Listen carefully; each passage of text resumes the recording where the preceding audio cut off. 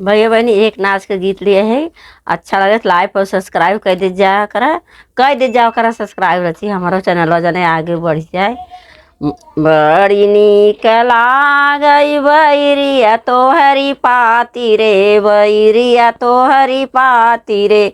जाऊने बीच कटवान हो यार बलमा, जाऊने बीच कटवान हो यार बलमा।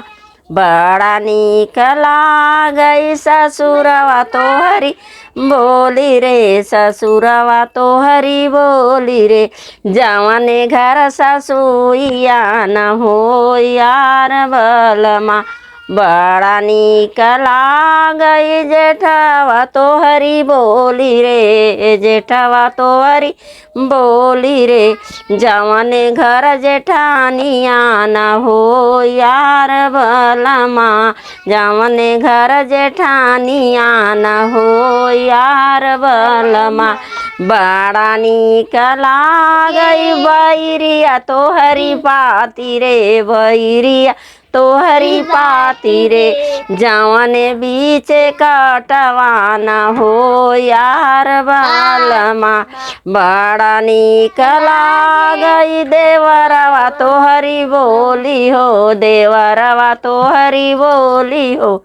जवने घर देवरानिया न हो यार बलमा, जवने घर देवरानिया न हो यार बलमा।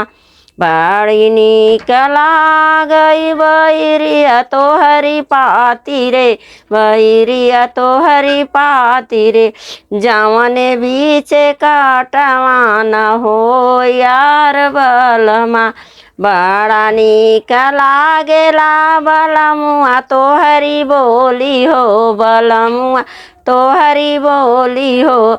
जवने घर सवतिया न हो यार बलमा, जवने घर सवतिया न हो यार बलमा।